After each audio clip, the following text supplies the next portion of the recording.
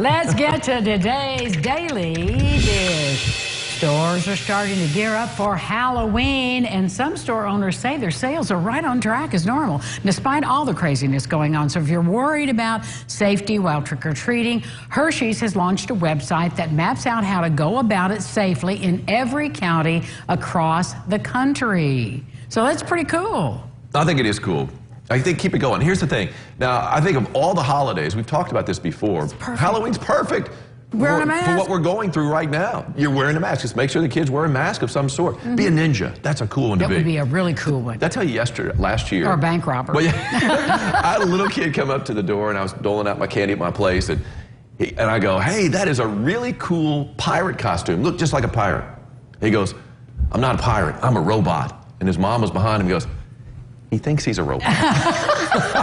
Well, you know. I said, all right, robot pirate, there you go. That's cute. Yeah, but I mean, like I said, they're wearing a mask. A lot of them are, and just make them wear a mask and just be safe. I mean, wash the candy, all that kind of stuff. I think it'll. And just wait. You know, you can still save. You know, wait while this group of kids is getting their candy and wait at 6 feet apart. So works out well. Be safe. Schools, as we know, are slowly reopening around the tri-state, and a lot of kids are still learning from home, though, and that's causing all sorts of distractions for them. We have a few tips to keep them motivated. First, creating a reward system can be helpful. So, for example, if your child finishes a certain assignment, they can go play outside or pick what they want to eat for dinner. And using visual timers, good way. Keeps kids on task. You can also switch up the delivery of the lesson plan, mix it up a little bit, move around in the room. Here's Dr. Emily Mudd. It's going to be hard to sit in front of the same space every single day. So if there's 2 spaces in the home that they can go to, kind of go back and forth from, that would be ideal. Or outside learning, you know, whatever you can do to keep them engaged. And Dr. Emily Mudd says kids really do thrive on structure and routine, so it's important to have a flexible but consistent schedule. Of course, a teenager may have more to say on their day about it than a younger child would who needs more direction, but it's all good advice. And this is a new world for everybody. You know, they'll be writing books after it's over with, like How I Did It. How we survived. How we survived COVID-19. Here's the thing. Now, I will say this, though.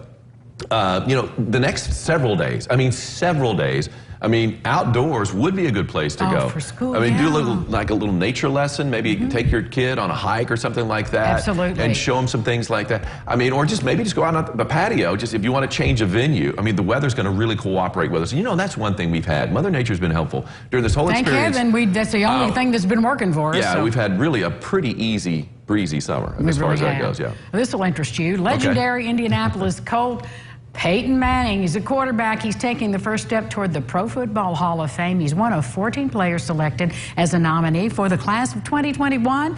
The class of 2021 will be enshrined next August at Canton, Ohio. Well, of course, Peyton Manning, don't you think? Well, yeah, absolutely. I think really? I would be shocked if he doesn't get into the Hall of Fame. He had just a great career. There are 2 Hall of Famers right there, as far as I'm concerned. Do you know who Brady else is on the list? No, I mean, 14 Reggie people. Wayne, another Indianapolis Colt. Reggie Wayne. He was with Peyton for a long time together.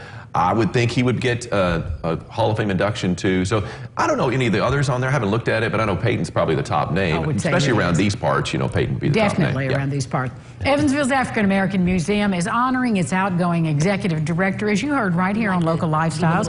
Ashley Jordan has accepted a new position at her former place of residence in Cincinnati National Underground Railroad Museum as Senior Director of Development. Her last day is tomorrow, so this evening there'll be a parade to honor her. It starts at 6:30 in the parking lot of Lincoln School, and it will end up at the museum. Her first day in her new position is coming up September 28th, and she has been a bright light in this community. She did a lot of good in the short period of time that she was here in Evansville. Are we bringing back Lou Porter? Wouldn't you love to? Wouldn't you love to? Lou, we'd love to have you back. I love Lou Porter. I still hear from her from time to time. She's busy as ever. She's supposed to be retired, but she's not. Well, no, Lou's never going to retire.